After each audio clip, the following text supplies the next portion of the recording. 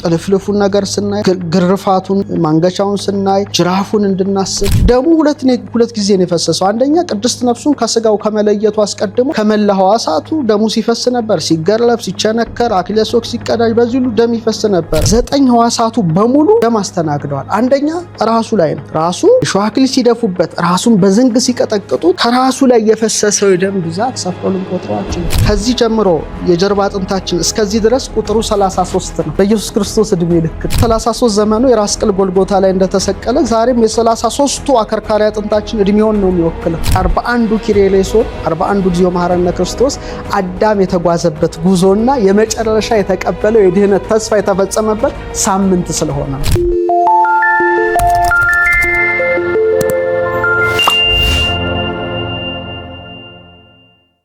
እና በትክክል ደግሞ ሮማውያን በጊዜው ክርስቶስ ላይ ያደረሱትን መከራ በሚያሳይ መልኩ ነው ፊልሙ የተሰራው።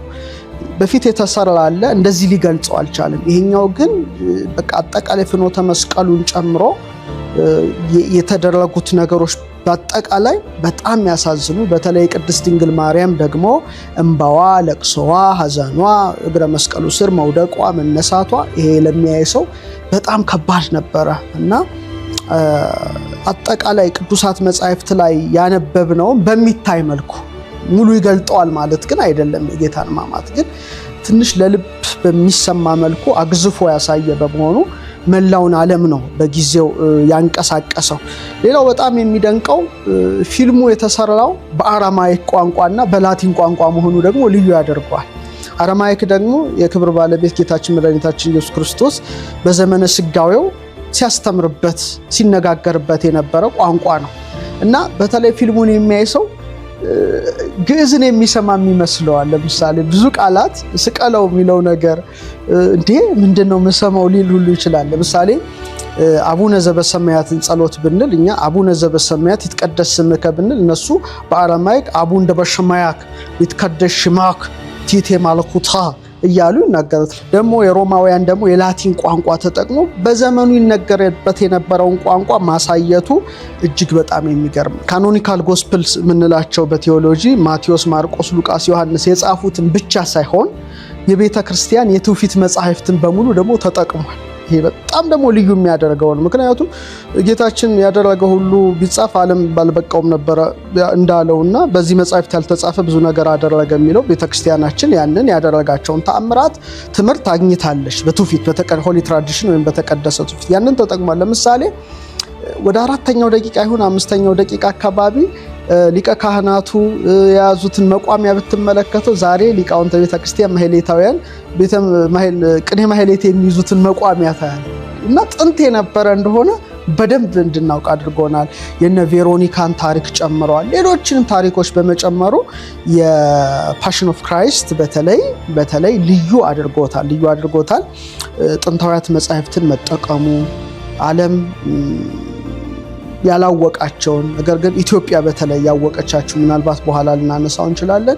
እነዚህን መጠቀሙ በጣም ልዩ ያደረገ ሙቪ ይመስለኛልና በጣም ብዙ ሚሊዮን ዶላር ያስገባ ነው በመላው ዓለም። በተለይ በሰሙነ ሕማማት ሁሉም ሰዎች የሚያዩት ፊልም ነው። ብዙ ቃለ መጠይቆች ተደርገዋል። ምናልባት ተመልካቾቻችን ዩቲዩቡን ማየት ይችላሉ። ራሱ ሚል ጊብሰን ያደረገው አክትረሶቹ ያደረገው እንደውም ጌታን ወክሎ የሰራው 2 ጊዜ መብረቅ ላዩ ላይ እንደወረደ ሁሉ የተናገረበት እንዴት ኤቴስቶ የሆኑት ራሱ ወደ እምነት እንዴት እንደመለሱ። ይህ ብቻ ሳይሆን ይህን ፊልም ሲሰሩ ብዙ ቅዱሳት መጻሕፍትን አገላብጠዋል። ዝም ብሎ የተሰራ አይደለም። ምክንያቱም አራማይክ ቋንቋ እንግዲህ በጌታ ዘመን የነበረ አሁን ጥቂት የሚነገር ነው በሲሪያ አካባቢ። ያንን ሁሉ ቋንቋ ማጥናት ቀላል አልነበረም። ለምሳሌ እመቤታችን ስትጠራው የሹዋ ትለዋለች። ቀዲሙ ዜናውን በዮድ ነው የሚጠራው በእነሱ የሹዋ የጌታ መጠሪያ ነው። እነዚህን ሁሉ ትራዲሽኖች ስትመለከት ሰዎቹ ዝም ብለው እንደው ይድረስ ለብ የሰሩ ሳይሆን በጣም ተጠንቅቀው ለምሳሌ መግረፊያዎቹን በምንመለከትበት ጊዜ ሮማውያን በትክክል ይገርፉበት የነበረው አለንጋ ነበረ እና ይልጥ ነበረ ቆዳን እንደዚህ እና ያ ሁሉ ሰውነቱ ሲነሳ ያ ሁሉ የፍርድ አደባባይ ክስተቱ በሙሉ በዛ ዘመን የነበረውን የናውሳቢዮስ የጻፉትን ሌሎችም የታሪክ ምሁራን የጻፉትን ይህ ብቻ ሳይሆን የቤተክርስቲያን የትውፊት መጽሐፍት ለምሳሌ ቬሮኒካ ትሮጣለች። አሁን ካኖኒካል ጎስፔል ላይ ማቴዎስ፣ ማርቆስ፣ ሉቃስ፣ ዮሐንስ ላይ አናገኝም። በስድስተኛው ፍኖተ መስቀል ሄዳ ሻሿን ትሰጠዋለች፣ ጌታ ደግሞ ፊቱን ይጠርጋል። ይህን ሁሉ በምንመለከትበት ጊዜ እነዚህ ሰዎች ይህን ፊልም ሲሰሩ ብዙ መጻሕፍትን ቅዱሳት መጻሕፍትን ወንጌላትን ብቻ ሳይሆን የተቀደሱ መጻሕፍትን ሌሎችም አገላብጠው የሰሩት በመሆኑ እንግዲህ ጸሎትም ይኖረዋል ብዬ አስባለሁ። በዛ ደረጃ እንዲህ ሊያነዋውጽ አይችልም እና በጣም ይደነቃል። እውነት ለመናገር ብዙ ሰው ቅዱሳት መጻሕፍትን አገላብጦ የማንበብ የመረዳት አቅም የለው። ደግሞ ማቴዎስ የጻፈው፣ ማርቆስ የጻፈውን፣ ሉቃስ የጻፈውን፣ ዮሐንስ የጻፈውን ብትመለከት በጣም ጥቂት ነገሮች ናቸው። አንዳንድ ምዕራፍ ናቸው። አንድ ምዕራፍ ያንን ሁሉ የ18 ሰዓት መከራ ሊገልጽ የሚችልበት አጋጣሚ የለም። በዝርዝር የሚያስረዱት ቅዱሳት መጻሕፍት የቤተ ክርስቲያን ትውፊቶች ናቸው። እንደ ድርሳነ ሕማማት፣ እንደ ግብረ ሕማማት፣ ሌሎችም የጌታን ሕማማተ መስቀል የሚያስረዱና እነዛን ሰዎች አክሰስ ማድረግ አይችሉም እንደ የቤተ ክርስቲያን ሊቃውንት ምሁራን ካልሆኑ በቀር። ይሄ ግን ፊልሙ ላይ አምጥቶ በማሳየቱ ሰዎች ሊያነቧቸው፣ ሊረዷቸው፣ ሊገነዘቧቸው ማይችሉትን ወደፊት ለፊት አቀረበላቸው። አንድ ሁለተኛ ደግሞ ሰዎች እንደዚህም አይነት ታሪክ አለ እንዴ ብለው ኢንተርኔቱን አጨናነቁት። ኢንተርኔቱን ሲያጨናንቁት ደግሞ ወደኛ እየመራቸው መጣ። ለዚህ ነው በመላው ዓለም ሜል ጊብሰን ስለ ኢትዮጵያ መጽሐፍ ቅዱስ ተነገረ። እንግዲህ የቤተ ክርስቲያን ማዕከሏ፣ መሰረቷ፣ አስኳሏ የኢየሱስ ክርስቶስ ሕማማተ መስቀል ተወደደም ተጠላም እና የክርስቶስ ሕማማተ መስቀል በመጻሕፍት ብቻ የሚነበብ ሳይሆን የሚታይም የሚኖርም ነው። ይህ በጣም ለየት ያደርገዋል። የኢትዮጵያ ኦርቶዶክስ ተዋሕዶ ቤተክርስቲያን የክርስቶስ ሕማማተ መስቀልን የምታስብበት። ለምሳሌ እንደ ቤተክርስቲያን ከሩቅ ልናየው የምንችለው ነገር ጉልላቷ ነው፣ መስቀሏን ነው። ከሩቅ አንድ ሰው የትም ቦታ ሆኖ ጉልላቷ ከፍ ብሎ በላዩ ላይ መስቀል ተሰቅሎ ሲያይ ቀጥታ ህሊናው ሊሄድ የሚችለው ቀራንዮ ላይ ነው፣ መስቀሉ ላይ ነው። በሚታይ መልኩ መግለጽ ማለት ነው። እና ጉልላትን የቀራንዮ አምሳል አድርገው መስቀሉን የጌታ መስቀል አድርገው እላዩ ከስሩ ደግሞ ሿ የሚለው መርገፍ የመላእክትን ምስጋና ድምፅ አድርገው በዛኑ ላይ ደግሞ የሰጎን እንቁላል ሰክተው በጣም የሚደንቀኝ ምክንያቱም ሰገኖ ጫጩቷን ቀፍቅፋ እስክታወጣ ድረስ አተኩራ እንደምትመለከተው ምእመናንም ሁል ጊዜ የክርስቶስን ሕማማተ መስቀል ማየት ስላለባቸው የሰጎን እንቁላል የሚሰካው። ስለዚህ ለዚህ ነው መሰረቷ፣ አስኳሏ፣ ማዕከሏ የኢየሱስ ክርስቶስ ሕማማተ መስቀል የሆነበት ምክንያት። የሚነበብ ብቻ ሳይሆን የሚታይ ጭምር ነው። ጉልላቷ ላይ፣ መስቀሉ ላይ፣ የሰገን እንቁላሏ ላይ እና ይህ ብቻ አይደለም። አንድ ሰው ወደ ቤተ ክርስቲያን ቅጽር ግቢ ውስጥ ገብቶ መጀመሪያ ሊያየው የሚችለው ነገር ወደ ውስጥ ሲገባ ቅኔ ማህሌት ነው። ቅኔ ማህሌት በሙሉ ሊታይ የሚችለው የክርስቶስ ሕማማተ መስቀል ነው። ከመቋሚያውን ጀምር። መቋሚያ ሊቃውንት ቀርነ በግ ይሉታል። የበግ ቀንድ ነው። ቆልመም ያለ ነው። እንደዚህ ጫፉ የበግ ቀንድ እንዲመስል ተደርጎ ነው የሚቀረጸው። ምንድን ነው? የእግዚአብሔር በግ ሆኖ ቀራንዮ ላይ የተሰዋው ኢየሱስ ክርስቶስን የሚያመለክት ነው። የሊቃውንቱ የዝማሜው አጠቃላይ ሁኔታ ሁሉ ሕማማተ መስቀሉ ነው። ማንገላታቱን የሚወክል ነው። ዝቅ ብለን ደግሞ ከበሮውን ስንመለከተው ንዋያተ ማህሌት ውስጥ አንዱ የሆነው ከለሜዳውን እንድናይ ቀዩን ነገር ስንመለከት ውስጡ የሚጨመሩት 5ቱ ቆቆሮች 5ቱን ችንካሮች እንድናስብ ያደረጉን ጥልፍልፉን ነገር ስናይ ግርፋቱን ማንገቻውን ስናይ ጅራፉን እንድናስብ መመታቱን እንድናስብ ጸናጽሉ ጫፍ ላይ ስናይ መስቀሉን ሁሉ ስንመለከት ህሊናችን በሙሉ ቀራንዮ እንዲሄድና ክርስቶስን የተቀበላቸውን ሕማማተ መስቀል እንዲያይ የሚያደርጉ ነገሮች ናቸው። ቀጥሎ ወደ ቅድስቱን ብንገባ ቀና ብለን በምንመለከትበት ጊዜ የክርስቶስ ሕማማተ መስቀሉን በሚያሳዩ ቅዱሳት ስዕላት የተመላ ነው። ጲላጦስ አደባባይ ሲቆም፣ ሲገረፍ፣ ወደ መስቀል ተሸክሞ ሲሄድ፣ ቀራንዮ ላይ ያ ሁሉ የምናየው እንድናየው ያደርገናል። ግን ማየት ብቻ አይደለም፣ እንድንኖረው ሲያደርጉን ደግሞ ቤተ መቅደስ በተለይ ወደ ውስጥ ስናይ መንበረ ታቦቱ ላይ መጀመሪያ ልናይ የምንችለው ትኩረታችን ጻሕሉ ነው።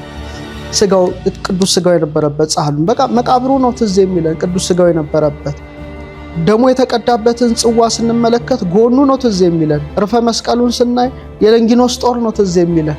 በዛኑ ላይ ደግሞ ራሱ በክርስቶስ በቀራንዮ በከፈለው የቤዛነት ስራ የተቆረሰ ስጋውን የተቀዳ ደሙን ጠጥተን እንኖራለን። ይሄ ማለት ምን ኖረው ጭምር ነው ማለት ነው። ለምሳሌ እንደው በሚታይ መልኩ ነገር እንኳን ብናይሁን በሥርዓተ ቅዳሴ ላይ በጣም የሚገርመኝ ምን የሚል ትእዛዝ አለ? ወይልበስ አክማመ ይላል። እጀ ሰፊ ልብስ ካህኑ በቅዳሴ ጊዜ ይልበስ ይልና ግን በዝናር ይሰራው ይላል። እዚህ ላይ በጣም ሥርዓተ ቅዳሴ መጀመሪያው ላይ በዝናር ይሰራው። ለምን? ኢየሱስ ክርስቶስ መታሰሩን እንዲያስብ ካህኑ ሲቀድስ የሚሰዋው ቅዱስ ሥጋና ክቡር ደም የክርስቶስ ነው። ስለዚህ ሕማማቱን ማሰብ አለበት ካህኑ ራሱ እና ምን ይላል? ካባ በላዩ ላይ ደረብ ግን 4 ቁልፍ ያለበት። ለምን ሲል ራሱ ትርጓሜው ምን ይላል? አንዱ በቀኝ ግማሾቹ በግራ ግማሾቹ በፊት ግማሹ ወደኋላ እየሳበ እየጎተተ ተአስሮተ ድኅርን በሙሉ እንዲያስብበት ይደረግ። ስለዚህ በሙሉ የክርስቶስን ሕማማተ መስቀል እንድናየው እንድንኖረው እንድናስበው ታደርጋለች ቤተክርስቲያን። ሌላው በጣም የሚደንቀኝ ደግሞ ቅዱስ ደሙ የሚዘጋጅበት ስርዓት ላይ 2 ነገሮች ነው የተቀመጡት። አንደኛ 2 እጅ ውሃ 3 እጅ ወይን ይጨመር ወይም 9 እጅ ወይን 10 እጅ ውሃ ይጨመር ይላል ዝግጅቱ ላይ ነው።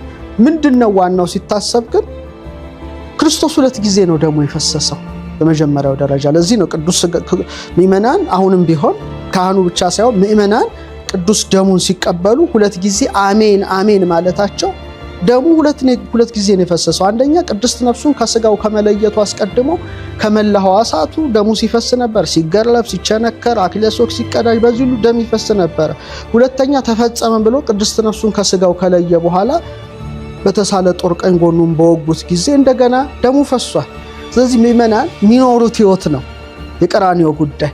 ስለዚህ አሜኑ አሜን ብለው ይቀበሉታል። እንደገና ደግሞ በዛ ዝግጅት ጊዜ ከ9 ሕዋሳቱ ነው ደሙ ስለፈሰሰ 9 እጅ የሚደረገው።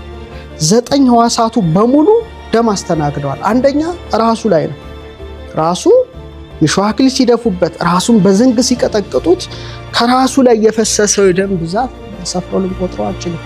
ሁለተኛ ፊቱን በጥፊ ሲመቱት ከአፉ ደም ፈሷል፣ ከአፍንጫው ደም ፈሷል። 3 ማለት ነው።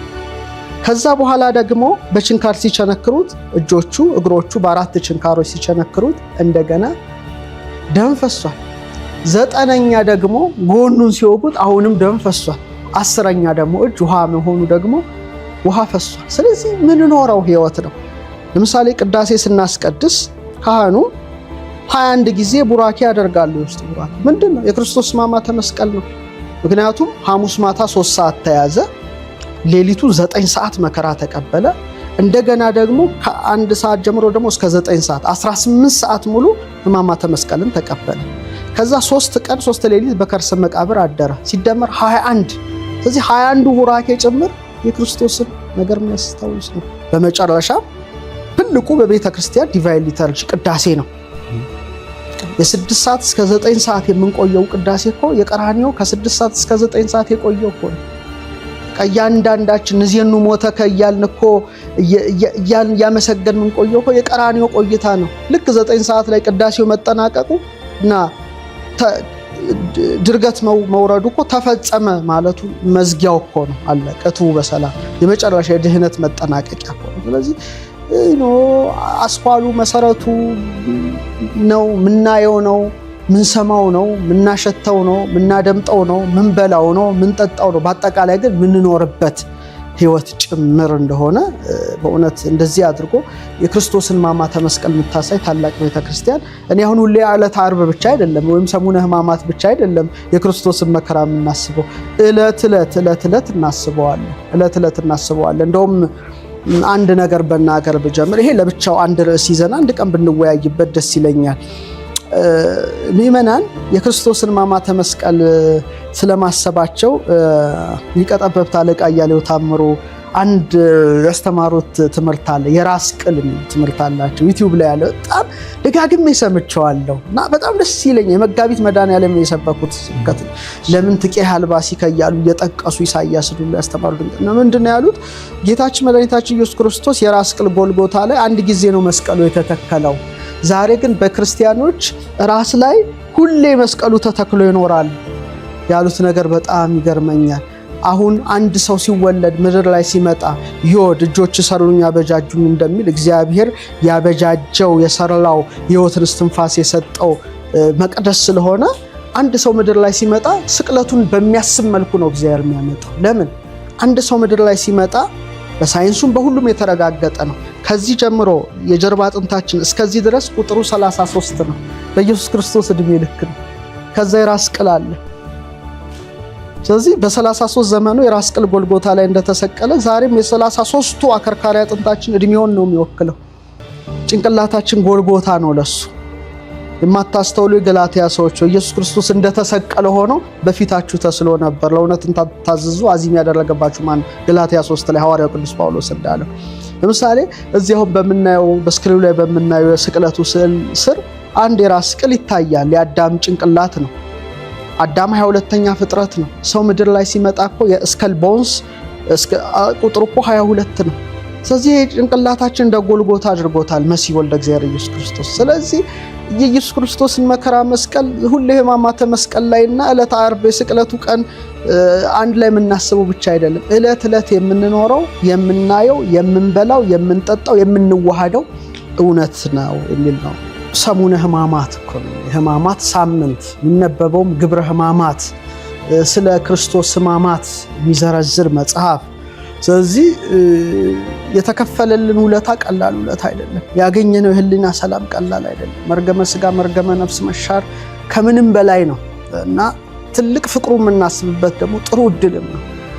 ህሊናችን ይባክናል አለ በሌላ 360 ምናምን ቀናት ይባክናል ወዲያ ወዲህ በማለት ኢየሱስ ክርስቶስ ለከፈለልን ውለታ ምናስብበት ጊዜ ዕለት ዕለት ብናስበው በጣም ቅዱስ ጳውሎስ እንዳለ ዕለት ዕለት ምንኖረው ህይወት ቢሆንልን መልካም ነበር። ግን ዓለማችን በዛም እየወጠረችን ብዙ ነገሮች ዋጋ ያስከፈልን ከአምላካችን እየራቅን ነው። ለዓለም የምንሰጠው ጊዜና ለአምላካችን ለክርስቶስ የምንሰጠው ጊዜ ሰማይና ምድር ያህል እየተራራቀ ነው። አሁን ሰዎች በሶሻል ሚዲያ የሚያሳልፉት ጊዜና አምላካቸውን ለማመስገን የሚያሳልፉትን ጊዜ እስቲ ሚዛን ውስጥ አስገብተው ይፈትሹ ራሳቸው አለ። በጣም ነገሮች እየተበላሹ ነው እና ትልቅ ወርቃማ እድል ነው ይመስለኝ። ወርቃማ እድል ነው እና ክርስቲያኖች በዚህ ወቅት ቤታቸው ተቀምጠው ያዩ የሚሆን አይደለም። የጌታቸው የተከፈለላቸውን ዋጋ በማሰብ የ18ቱ ሰዓት መከራን በማሰብ በመስገድ ኪሪሌሶን በማድረግ ስሙን በመጥራት በጣም ከስሙ ሁሉ በላይ ሆኖ ስሙ ነው የሚደጋገመው። ህቡ ስሞቹ ክሱት ስሞቹ ሁሉ በዛ ጸሎት ስርዓት ያ ሁሉ ነገር ማለት ህይወት ነው፣ ብርሃን ነው። ስለዚህ የክርስቶስን ሕማማተ መስቀል በጆሮአችን ብቻ ምን ሰማው ሳይሆን በህይወታችን ምን ተገብርበት ደግሞ ወርቃማ ምድል ነው እምነት ያለኝና ከጠዋቱ ጊዜ ጀምሮ ቤተክርስቲያን በመሄድ ግብረ ሕማማት በመስማት ስግደቶችን በመስገድ ምክንያቱም እያንዳንዱ ስግደቶች ቁጥራቸው ሁሉ ግርፋቱን ማዕከል ያደረጉ በመሆናቸው ዕለተ ዓርብ ላይ ደግሞ ካህናቱ ከዛ ወደዚህ እንዳዳፉት እንደገፉት ለማሰብ ጽናውን ይዘው ሲወዘውዙት ከርቤ ሲታጠብ ያ ሁሉ ስርዓት ስንመለከት በቃ ህሊናችን ቅድም ዘ ፓሽን ኦፍ ክራይስት እንደጠቀሰው ቀራኔው ነው የሚሄደው። ስለዚህ ቤተክርስቲያናችን ደግሞ ሀዘን ላይ በመሆኗ አልባሰ ዲባጋቱ ጥቁሩ መጋረጃ ሁሉ ልብሰ ተክህኖ ተለውጦ ስለዚህ የምናዝንበት የምናለቅስበት ስለ ስርየተ ኃጢአት የምንለምንበት ጊዜ በመሆኑ እንደው አደራ በዚህ ወቅት እንደው ምእመናን ቤታቸው ባይቀመጡ ራሳቸው ለኃጢአታቸውን ቢያለቅሱ ጌታው ዛሬ የሚያለቅሱ ብፁዓን ናቸው እንዳለ ከሚፈቀዱ እንባዎች የክርስቶስን ሕማማተ መስቀል በማሰብ ነውና ዘለላ እንባ እያፈሰሱም ጭምር ቢጸልዩ ቢማጸኑ ነው ሐሳብ። መልካም እንግዲህ 41 ጊዜ ኪሪሌሶን ይደረጋል። እነዚህ ነገሮች ሁሉ ከክርስቶስ ሕማማተ መስቀል ከአዳም ቀኖና ጋር የተያያዙ ነገሮች ናቸው። ከግርፋቱ ጋር የተያያዙ ናቸው። ለምሳሌ አዳም የመጨረሻውን የድህነት ተስፋ ለማግኘት የተጓዘባቸው ነገሮች አሉ፣ ቀኖናዎች አሉ። መጀመሪያ ሙከራ አደረገ። ከሔዋን ጋር በመነጋገር 35 ቀን ባህር ውስጥ ገብቶ ጸሎት አድርጓል። እንደገና አዳም መጽሐፈ ቀሌምንጦስ ሌሎችም መጻሕፍት እንደሚያስረዱን 35 ቀን ሙሉ እንባቸው እስከ ደረታቸው እስኪደርስ ድረስ ያለቀሱበት ጊዜ ነበረ። አልተሳካም። ልክ በ35ኛው ቀናቸው መልአከ ብርሃን መስሎ መልአከ ጽልመት ሰይጣን ጋድራኤል ከባህሩ እንዲወጡ አደረጋቸው። ገብርኤል ነኝ ብሎ አሳስቶ ማለት ነው። ይህ ትልቅ እንባ ነበረ። ቀጥለው እንደገና ደግሞ አዝነው ተክዘው ባሉበት ሰዓት ደግሞ በድንጋይ ላያቸው ላይ ጭኖ 3 ቀን ቆይተዋል። ወተደብተረት ሎሙ ይእቲ እብን የሚላት 3 ቀን 3 ሌሊት። እንደገና ደግሞ እግረ ገነት ላይ አግኝቶት አዳምን ጭንቅል መቶት ጉልበቱን ወድቆ 3 ቀን ቆይቷልና አንድ ላይ ስናመል 36 33 38 39 40 41 ማለት ነው። 41 ቀናት መከራ ውስጥ ነበር አባታችን አዳም። ልክ 41ኛው ቀን ላይ ግን ምንድነው ያደረገው? ደሜ እንደፈሰሰ አይቀርም ብሎ ካመጡለት ፍሬ ዕፅ እና አብረላዝር ካመጡለት ዕፀ ገነት መስዋዕት ሲያቀርብ እንግዲህ ወዲህ እንዳትሰዋልኝ እኔ ራሴ በሐሙስ ዕለት ወበመንፈቃ ለዕለት እትወለድ መወለድ ተወለድክ 5 ቀን ተኩል ሲፈጸም ከልጅ ልጅ ይወለዳለሁ ወበእንቲአከ ሰቀል ዲበ ዕፀ መስቀል ስላንተም በዕፀ መስቀል እሰቀላለሁ ብሎ የመጨረሻውን የስቅለትን ተስፋ ነግሮታል። ያ ደግሞ የተፈጸመው በክርስቶስ መስቀል ነው። ስለዚህ 41ዱ ኪርያላይሶን 41ዱ እግዚኦ መሐረነ ክርስቶስ አዳም የተጓዘበት ጉዞና የመጨረሻ የተቀበለው የድህነት ተስፋ የተፈጸመበት ሳምንት ስለሆነ ነው። ሌላው ቁጥር ተሳሳትን እያሉ ጨመሩ። ከ40 አትርፍ ይላል እንግዲህ ግርፊያ እሱ እየጨመሩ ገርፈውታልና ግርፊያውንም ጭምር የምናስብበት ነው በጥብጠባው ሁሉና አጠቃላይ ብቻ ክርስቶስ የተቀበላቸውን ጽዋቶ መከራ የሚያሳዩ ናቸው። ስግደቱ ራሱ ስንሰግድ አምልኮ ስግደት እንሰግዳለን፣ ቀላል አይደለም። ስግደት 7ቱ ነገሮቻችን እኮ ነው መሬት ላይ የሚያርፉት ነው። ነገሮች ሁሉ በ7 ነው። ጌታም 7ቱን አጽርሐ መስቀል ነው የተናገረው በዕፀ መስቀል። ሰው ሲሰግድ እኮ 7 ነው ራሱ። ሰው 7ቱ ነገሮች መሬት ያርፋሉ። 2 እግሩ መሬት ያርፋል፣ 2 ጉልበቱ መሬት ያርፋል፣ 2 እጁ መሬት ያርፋል፣ 6 መጨረሻ ግንባሩ ይነካል ማለት ነው፣ መሬት ያርፋል። እነዚህ ሁሉ ነገሮች እናስባለን። በዚህ ሁሉ በስግደቱ ሁሉ እጃችን ዘርግተን በምናቀርባቸው ጸሎቶች ሁሉ ለምሳሌ ሊቃውንት ምን ይላሉ? ሰው ሕያው መቅረዝ ነው ይላሉ። የሚሉት ትምህርት አለ። እጁን ሲዘረጋ መቅረዙን ነው የሚሰራው። ከመትከፉ ጀምሮ እስከ ክንዱ ድረስ 1፣ እዚህ ድረስ 2፣ መዳፍ ጽላት የሚመስለው መዳፍ 3፣ ይሄም 3 6 መጨረሻ ልክ መቅረዙ መሃል ቀጥ ሙሉ ቆሙ ከራስ ጸጉሩ ጀምሮ ያለው መቅረዝ ይሰራል። ለእግዚአብሔር የሚበራ መብራት ሆኖ ይቀጣጠላል። ስለዚህ እጃችን ዘርግተን የምንጮህበት ነው። እየሰገድንም ለመሲህ ለወልደ እግዚአብሔር የአምልኮ ስግደታችን የምናቀርብበት ነው። በስግደቱ በእንባው በምንሰማው በምናየው ሁሉ ሕማማተ መስቀሉን የሚያሳስብ ስለሆነ ትንሽ ከሳቅ ከስላቅ ከወሬ መጠበቅ ይቻላል።